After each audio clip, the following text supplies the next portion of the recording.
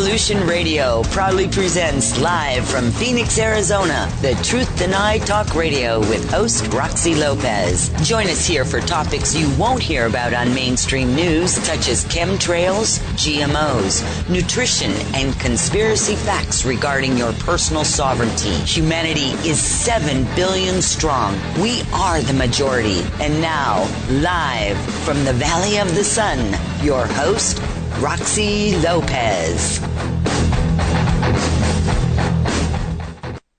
And a good evening to everybody, and thanks for joining us tonight. Hello, chat room. I see all of you. If you've got any questions for either one of our guests tonight, go ahead and post them. Our producer will get them to me. And then, of course, everyone that's on the event pages, man, you guys are just pouring in there. Really appreciate the listenership. You are just... You're wonderful. You're absolutely wonderful. We will be answering questions that you have listed also on the event page, and so we'll try to get to everything. Hey, I don't know we're what's going on. I don't know what you're hearing on your end, everybody out there, but it's all good. I believe that we just had probably a commercial-free, almost an entire commercial-free hour with James Gilliland, and of course, I'm excited to bring our next guest on. He has also been to the show before, and it's just fabulous. His name is Wilbur Allen, and Wilbur is a former White House Air Force One engineer for ABC News. Wilbur Allen has been a contactee since childhood when he was implanted, and since then he has forensically documented sightings and anomalies. He discussed his recent trips to investigate Area 51 and Sedona, his telepathic encounters with UFOs, and analysis of various sightings. And in the Sedona desert, while documenting the sky late at night, he said he saw an object come out of a warp, and the dogs and coyotes immediately started to howl. Then something drew blood from his finger, he says, and left a very unusual puncture wound. And when Will told me about that, I thought, oh, my goodness. But, in video footage he shot in Rachel, Nevada, he made the statement, "Show it to me." And in 15 seconds later, an aerial object appeared, which he believes demonstrates telepathy between humans and ETs. Additionally, while shooting at the perimeter of Area 51, he heard a disembodied voice commanding him to pack his stuff and get out. I wouldn't even know what I'd do if I heard that. And at Area 51, the military is working with the assimilated alien technology and have operational craft possibly built with the assistance of ETs. Alan has surmised this, so we'll see. We'll get it behind this. Recent years, camera sensitivity has increased tenfold, allowing some of the cloaked ships to be caught on camera, particularly in high-speed shutter images shot at 1/8,000th of a second. So I really look forward to seeing what's happening next. And without any further ado, welcome, Wilbur Allen. How are you? I'm well. Thank you for having me again, Roxy. Oh, that's good. I'm glad that you're well. And this last trip, well, you're doing a documentary right now, so I'm sure it's just full of a bunch of really cool stuff. But this really intrigued me. I believe that you were in Sedona when this object came out of warp. I was in Sedona in the desert, and I really couldn't tell you where in the desert I was because what I done. I think we talked about this before, but I had gone from my hotel location outside of the hotel perimeter in absolute darkness with a camera and a tripod, and I started walking. I walked for about 45 minutes. And in the middle of the desert, where I could not tell you where I was because I couldn't see a thing, I started to set my camera up and photograph the skies. And as I started photographing the skies, all of the dogs and coyotes started howling. And when I looked at the film at that point, I noticed that there was an object that materialized out of nowhere, and it was completely enshrouded in cloud-like matter. And in every shot where this anomaly was imaged, that this cloud matter was dissipating from it. And at some point in the samples, it seemed to have been discharging smaller anomalies into the air as it came to a stop. It stopped in the sky. It was absolutely abstract. Oh, my goodness. And what were these things it was dropping out? Was it other craft? I'm going to make a wild call and say yes, it was other craft, because based on the samples, there were anomalies that would appear on this cylindrical-like anomaly that was photographed, and that in each shot afterwards, that these white anomalies that appeared on the cylindrical on the surface of the cylinder were discharged into the air, and you could see these objects streaming off of the object as slowed down and stopped. So based on that footage we got in the desert at that point, we're going to make a calculated guess and assume that is where the object's base is, and we're going to try to find that base when we go back into the desert in the next few weeks. Oh, really? Yeah. So you really don't know exactly where you were, but you're going to try to hunt that down. And then what about this, the puncture on your finger? Now, how did that happen? I can't tell you, because I'm not really sure exactly what transpired when I was out there. All I could say is that when I went from the desert back to my hotel, that on my finger was this very unusual puncture wound.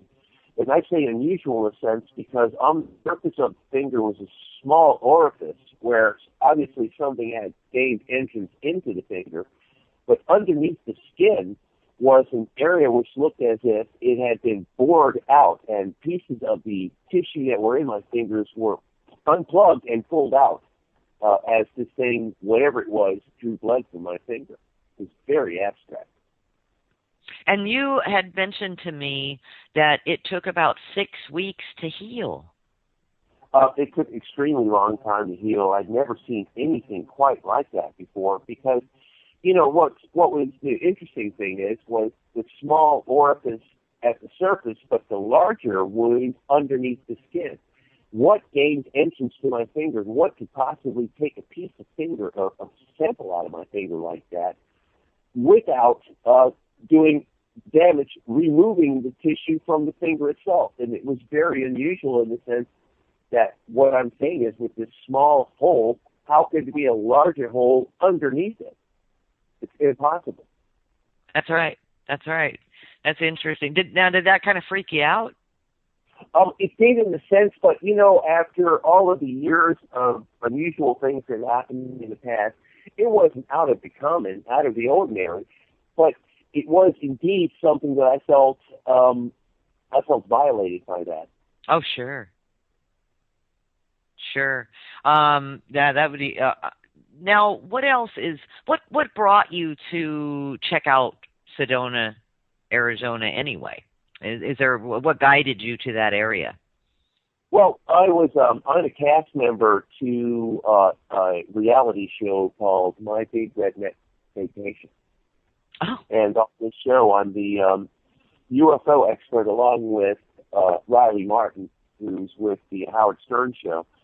And we were basically contacted by Country Music Channel to be on the show to kind of guide these rednecks in Area 51 in Sedona through areas where there would be UFOs and aliens, and that's exactly what we did. And during the filming of the show, they were more concerned about filming us than they were concerned about filming the sky. And in the sky, during the filming, we were actually having a close encounter. Isn't that something? So you weren't really there to document UFOs then? I was there not necessarily to document UFOs, but of course, since I am a UFO researcher, that is indeed what I did do. And that what footage that I obtained and what footage that was obtained by the Country Music Channel, which is a part of MTV, is completely different. They were more into the entertainment side of it, while I was into the actual doing of UFO research while we were filming, and I did do UFO research while I was filming. And during filming of the entire production in all 3 locations that I was paid to go to, I had encounters with anomalies that were outside of what we would consider conventional aircraft. Okay. Now, you had also mentioned that whatever was in Sedona, I believe, followed you back to D.C. No, it's what was in Area 51 that followed me back to DC. Gotcha. Okay, I got that wrong. So what was in Area, let's back up a little. What was in Area 51 that followed you back to DC? I was in the desert, and the gate perimeter of Area 51, the base itself, without necessarily going over the area itself where it had sensors. If you cross the sensors, the base security personnel come to get you. So while shooting at the perimeter, and I was more interested in the airspace than I was in the base itself, and while we were there, they were filming various areas of Area 51, or trying to film various areas of Area 51. And while I was in the desert shooting, something communicated with me telepathically and commanded me to leave. And as it commanded me to leave, within 1 minute of getting back to the van, which it took basically about 2 minutes for me to pack my sticks after getting that command to leave, and I complied immediately when I got that order. When I got back to the van, within 1 minute of arriving to the van, this unmarked government vehicle shot out the main gate going about 60 or 70 miles an hour from Area 51, and it was in the exact same trajectory and path that I was standing at taking the pictures of the anomalies in the sky. So basically, they warned me to get out of there before I got hit by this car. Oh, I see. So you already knew something was happening when you saw them racing out of the base. I knew something was up, and when you think about it, one of the things that I found more interesting than the base itself was the airspace above the base, and that's where I focused my cameras, and my cameras did indeed capture airborne anomalies that were inconsistent with any aircraft that were possibly known to man. Inconsistent with that. Now, are you working with anybody right now? I know that you've done, some work with Dr. Edgar Mitchell. Is that correct? We're in fact, this new production that's in the mix right now is a part of the production that's being done by the BBC and Discovery Channel. Mm-hmm. And Dr. is indeed part of this production that I'm a part of. That's going to be in production in the next week or so. Does he work with you out in the field, or is that something different that he contributes? We're possibly going to go to Florida and meet up with him there. Oh, I see. So, with all that in mind, when does this come out on Discovery?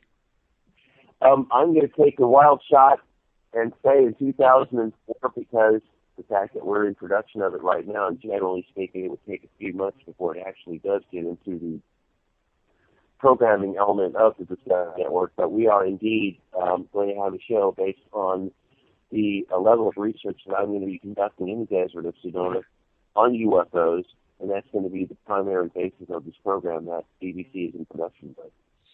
Now, being that you have been out to Area 51 more than once, and you when you were on the show the last time, you really had a few pictures that you were willing to share with us, and you did, of what you were shooting in those skies over Area 51. As the government, the government's involvement, I should say, have they tried to harass you at all or anything, Wilbur, because of how close you've gotten to not just Area 51, but some of your footage is pretty astounding? In fact, it's quite the opposite. I started, after lecturing with Edgar Mitchell, started noticing that I was picking up a large percentage of the senior NASA launch administrators on my LinkedIn page. And I thought that was rather interesting because essentially they were, by the fact that they were confirming friendship on LinkedIn, they were essentially acknowledging the research that I had been publishing on my website.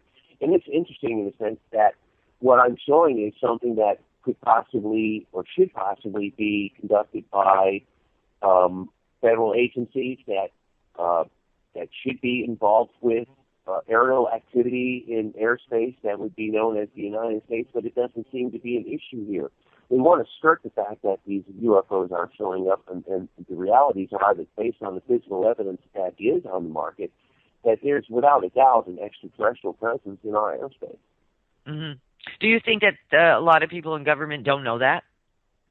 I think you know that, but I think that that don't ask, don't tell type deal they have with dealing with the sexuality of other people. Sure. That's the mentality they have with extraterrestrials also. So they just don't talk about it, and well, and I just want to know, like, well, I would think that some people in government don't even have access to these types of files or these types of photos. They're held in obscurity just as we are, and it's almost at a level where it's a need-to-know basis, and especially with the type of materials that I'm able to generate with the cameras that I do have. And if it was not for the fact that the physical documentation that was substantially taken by NASA during the Apollo moon program, that I was able to match NASA moon footage to anomalies on imaging here. And that's what the basis of this analysis is. It's already been established that these objects are real. Now we have physical samples, not only in space, but the same objects on Earth. So what does that say? Right. I don't know what that says. What does it say? Well, it says essentially that they're here. That they are not, and that is definitely the case. Now, do you have any observations of what might be going on the moon currently, or on Mars, let's say? Do you think that there are bases up there? I think they found materials that substantiate that there had been some type of presence of some kind of humanoid on the surface of not only the moon, but also on Mars itself, and that the physical data that they are documenting, that they're playing it off as if, naturally occurring phenomena. That's very hard to believe. Mm-hmm, mm-hmm, mm-hmm. Well, they've been doing that all along, you know. So, but it's unfortunate. It's unfortunate. Why do they keep everything such a secret? What do you think that's all about, Wilbur? I think that information, that possibility that society would find out that extraterrestrials are real, that information would destabilize society. And society is already economically destabilized. So you can't necessarily say that destabilization is due to extraterrestrials. Right. And I guess my other question here on that note would be, are we amongst extraterrestrials here? And you obviously believe so. Have you ever come across them yourself? Other than some of the stuff that you've got in your footage, have you ever come across personally? I couldn't answer that, because if I did, their presence was so perfected in the sense that you couldn't tell they were aliens or not. You know, they're among us. They look like us. The only difference would be their atomic physiological structure, and obviously, by the fact that they don't come from this planet, their atomic structure would be totally different than ours, even though they look the same. Mm-hmm, mm-hmm. So you're saying, so you've never had an encounter with an alien being? I did as a child, when this all first happened to me in England in the early '60s. And that was a face-to-face encounter, and they implanted me with something. And basically, this implant has been sending me messages to take photographs, and the photographs I have on my website are the direct result of the information that's sent to me by whatever is in me. And based on that physical data, you look at all of the samples that I have, and you can conclude that obviously there's something there that's directing me to these objects, and the objects appear in my samples. Mm-hmm, mm-hmm. Where is this going for you? What do you think the big picture is? Because you've been chasing crafts, for pretty much all your life, haven't you? Basically, because that's where obviously they were outside of my control, especially in the things that I experienced as a child. So with all that in mind, we can only conclude that essentially that which I am getting is the direct result of extraterrestrial contact. Right. Now, you're more adjusted to that because of your encounter as in your youth. So I would say that you're probably much more adjusted to that than somebody who's just now vibing on the possibility of ETs and crafts and so forth. With that in mind, do you think that makes you a little bit more adventurous, I'm used to it, but keep in mind that even even to this day, with some of the objects and the events that I've been able to document, that at some point it hits home and I start to freak out and wonder what it is that is making these things manifest in front of my camera and camera lenses. So at some point, you start to, it almost becomes common in a sense that it's like a regular occurrence and you don't react as a person who's never had this type of experience before, and it becomes a fearful event to them. To me, it's not a fearful event. I sit there and actually look at these objects as they manifest. So it's not something that scares me. Right.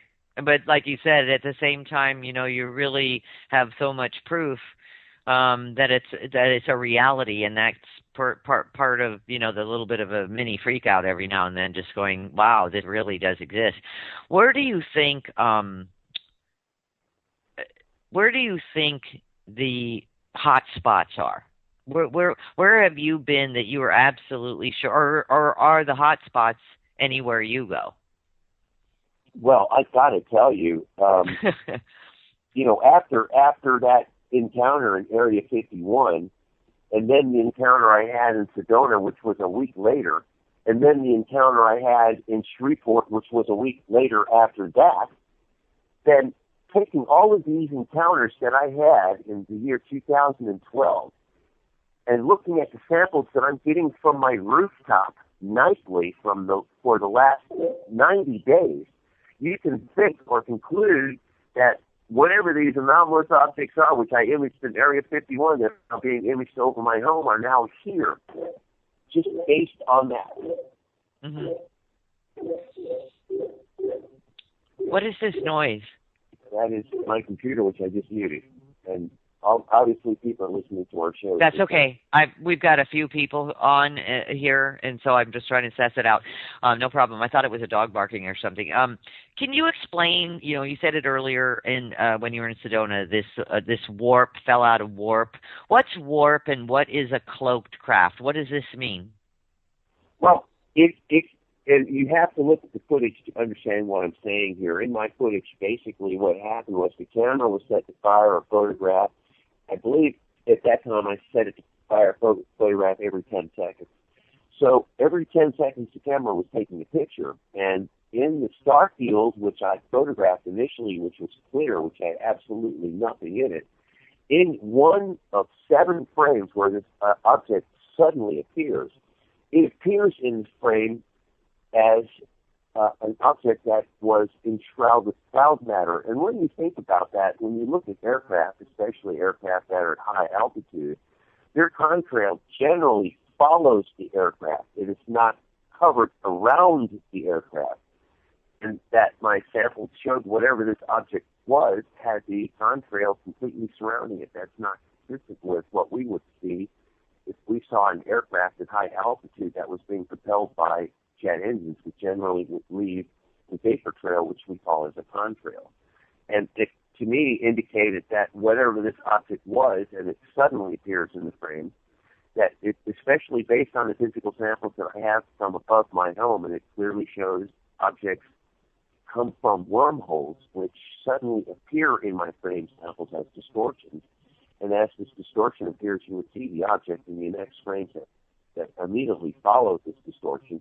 In the samples that I got in Sedona, it's exactly the same thing, and that's what I got. I got objects that appeared relatively out of nowhere, and that would appear in the image area itself. But what was interesting in the samples that I took in Sedona, I used a 20-millimeter lens, so it's a wide-angle shot. So the object that I photographed in the sample was extremely large, larger than any aircraft I would imagine. How big? I'm going to tell you probably 3 times the size of 3 jumbo jets. It was huge. And it probably didn't make any noise. It was absolutely silent other than the dogs and coyotes barking. Mm-hmm. Now, did you see this? Did you view this object or catch this object in the daylight or at night? It was about 3:45 in the morning in the desert there, and you know there was no light at all. And one of the things you don't want to do ever in life is go somewhere in a desert without a flashlight. But I was essentially using the camera technology to guide me through the area because it is essentially it has sensitivity up to allow me to see into darkness.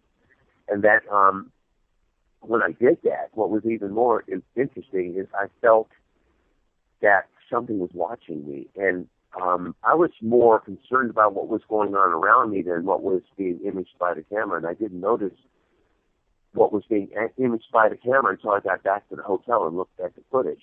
So it was indeed a close encounter that I did have there, but it was just even more bizarre in the sense that I didn't see anything, but I felt it. And it was creepy in a sense because I felt fear, and that's all I could feel, fear. And when I felt that, I left the desert as quickly as possible. No doubt.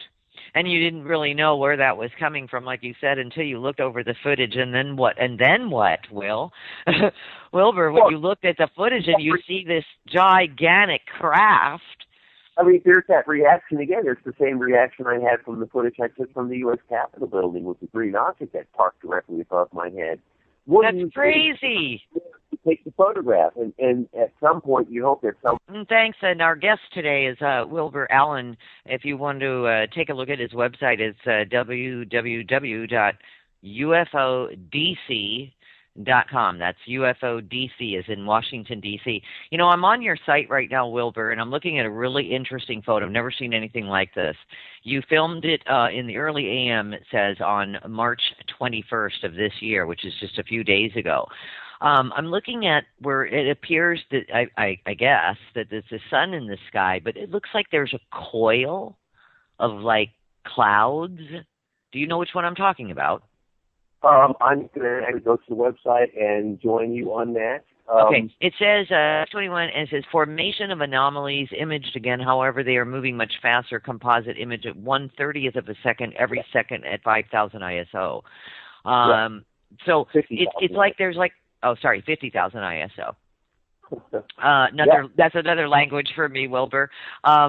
It's like a coil of around right next to the sun. First of all, the sun looks green, and then there's this coil shooting up in the sky,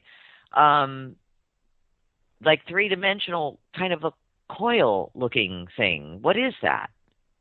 It's a formation of objects that, and I have to explain this to you, at a 30th of a second, which is motion picture sync rate, that what I should have here, if they were birds, with the physical structure of birds. And based on the exposure itself and the way the camera focused in space, that after a certain point in focus, everything is in focus. So everything is in focus beyond a certain point. That whatever I photographed here, each frame was represented as a streak. So that essentially said to me that what these objects are doing is moving much faster than a 30th of a second shutter speed. Yeah, this one in particular, though, with the sun in the photo, and anyone that's listening, please go and look at this picture. That's the moon, by the way. That's the moon. Oh, that's the moon. Yes. Oh, my Lord. Yeah, oh, my gosh. And so anyone that's on Wilbur's website right now, UFODC.com, it's the fourth picture down, I believe. So left of the moon, right there are these coils, like a ladder, going from the bottom of the frame all the way to the top of the frame. And it's turning in this. Is that what it's doing?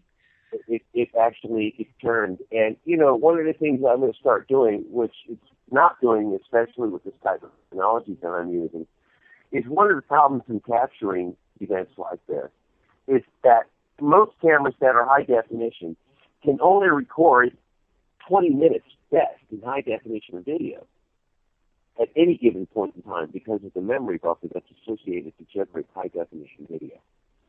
So what I do is essentially, with understanding the premise that stuff happens every second, and I use another word in place of stuff, but stuff happens every second, that in this case, indeed, based on the camera being programmed at a 30th of a second frame every second for the duration of 6 hours, which essentially gives me 20,000 frames. In those 20,000 frames, I'm getting anomalous objects, and that those anomalous objects would be represented in one frame, and that one frame essentially would be the point in which those those events take place. So basically what I'm doing is you can't be at a certain place all the time when something happens.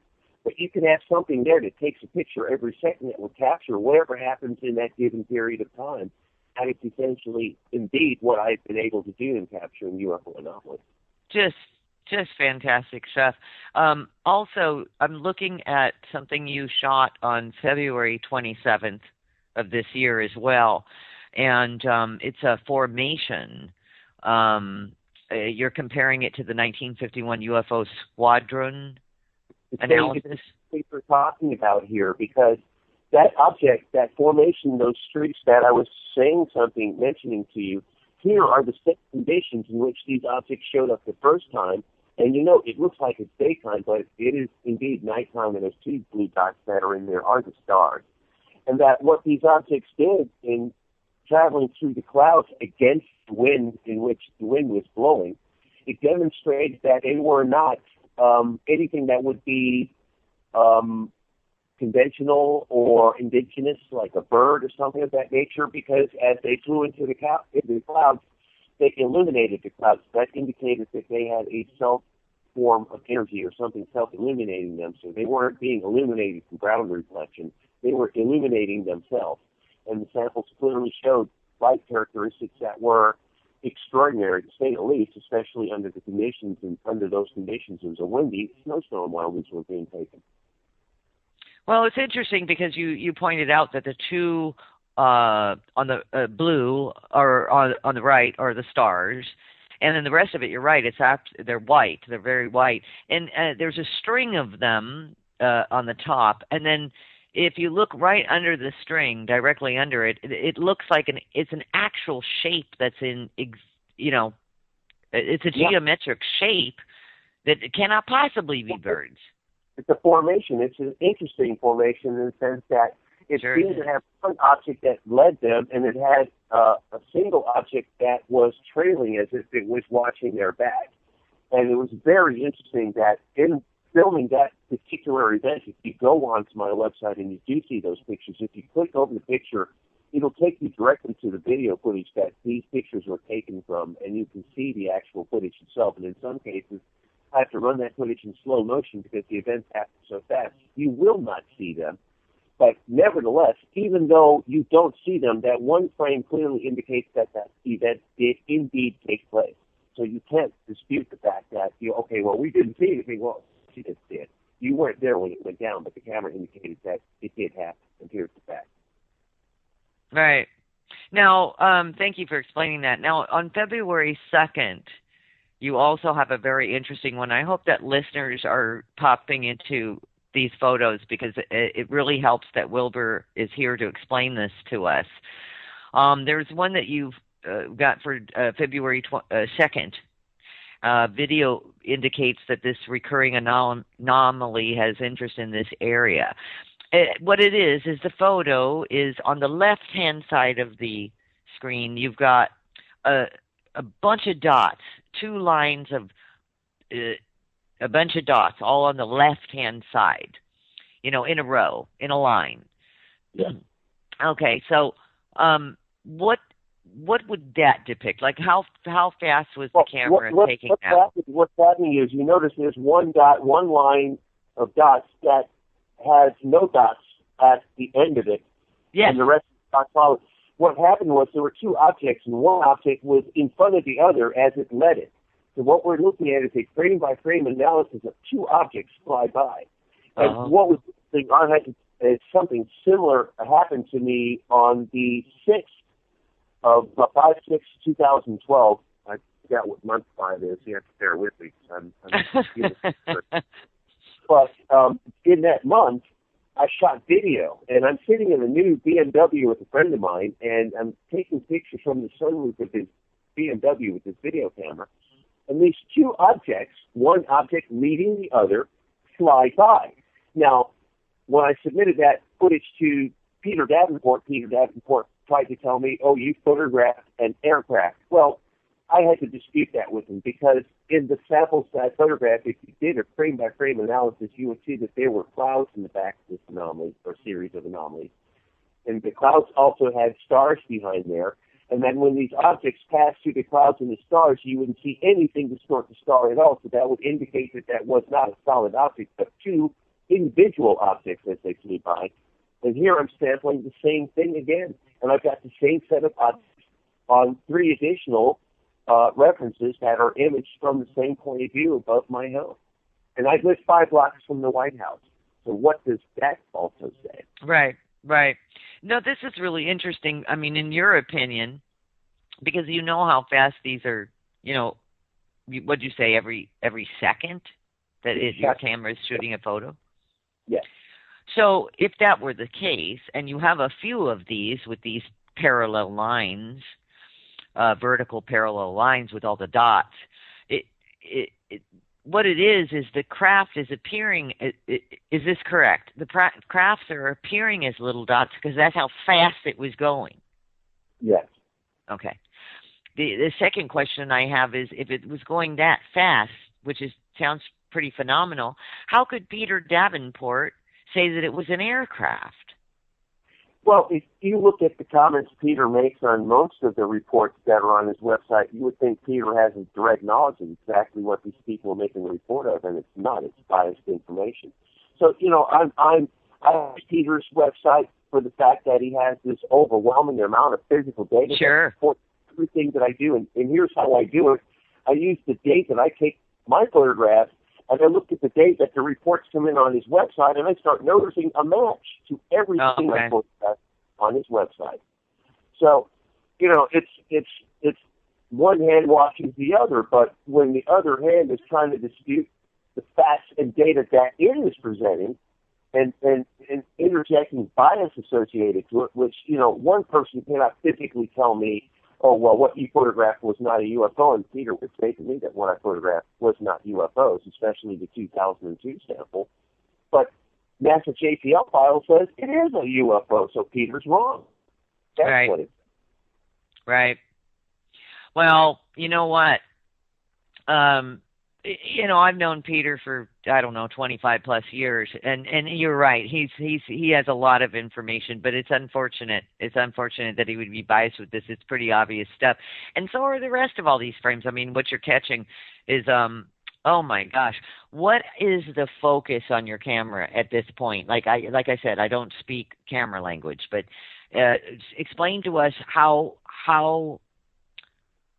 big, for instance, the object would be in the cylinder photo that you took on 220, which are very similar to the other cylinders that are coming right through. I'm looking at one in particular. That's the other weird thing. How am I getting the same photograph constantly? I know. I would say these objects would probably be, especially with the type of lens technology that I use, and some of the cylinders are close to the images that I have, that they would probably be the size of a public bus, maybe bigger. Okay. Maybe 3 buses in a row. And they're moving pretty darn fast. Very fast. It has a contrail associated to it, which indicates it has a propulsion technology. Right. The contrail, exactly. And I do see that in a few of these. You know, now, I'm glad you mentioned it, because now I do notice that contrail. I might not have noticed it before. But yeah, they've got to. So then, okay, if they've got a jet propulsion, then these aren't ET. Then what is it? I don't know. See, you can't, and that's where a lot of people like to put their 2 cents worth in there. I'm not going to be a fool and tell you what they are, because I don't know what they are, but I can show you the realities of the objects. That's completely different than me trying to put conjecture associated to it. And I'm not going to tell you things I do not know, and I don't tell you things I don't know. I'm just showing you. No, you're making a lot of sense. You really are. You make a lot of sense. I hope people are enjoying this stuff. And, of course, I just passed your big redneck vacation photo. It's hilarious. It is hilarious. People need to take a look at this, too. What do you guys do? Well, you're not even in this picture, but there's 2 guys in the picture with holding shotguns, and one of them's pointing at the camera. I am in that series on television because, basically, I let my video camera running while one of the rednecks hands me a loaded 357, and you know, I pop down after chugging down maybe 8 or 9 beers. that's not something you really want to do, but it was a controlled environment, totally. Right. But I had absolute wonderful time, and I'm going to tell you, it was publicity for my website, and you would not think that the country music channel would go that far as to present that level of data, and they did. And I'm really impressed with MTV Country Music Channel doing that. Oh, that's awesome. Absolutely. That's really, really cool. Thank you also, Roxy, because your first interview with me got a lot of people's attention, and I got to thank you for that. Oh, you're very welcome, Wilbur. Glad to help you. Yeah, I see that loaded here. You're very welcome, and anytime you get some. I love what you said here under the big redneck vacation photo. Shooting your alien friends, Wilbur. That's how they called me. It was straight up redneck, and you know what? I got to tell you, they are indeed extraordinary people, and that title redneck may not be a true definition of them, because I was impressed with not only their kindness, but they were just very decent people, and they were funny. And I had a great time, and I all I can say is I love them dearly. And I'm a redneck, basically. That's very cool. That's very cool. That's fun stuff. What do you think is the most intriguing on file that you have to date? The most intriguing footage that you have to date that just even blows your mind to this day? All of it does, because I can't. Well, first, if you go to the newer stuff that I'm presenting in the top of the website, all of the new stuff is blowing me away. For the fact that I've got page after page after But there's got to be one, Wilbur. There's got to be one that just blows your mind. That blows me away right there. I mean, day after day of the same thing, that's heavy. But the most abstract anomalies that I photographed was with the fashion models, where the object came out of the wall and morphed and flies through frame after frame, flies through morphing, and flies out of the point of view of the camera reference. That to me was absolutely bizarre. Yeah, no doubt. I've got another question about DC. When you were talking about that, when you were doing that footage, that caught you totally off guard, didn't it? It absolutely did. It wasn't anything that I anticipated experiencing, especially the 2002 event.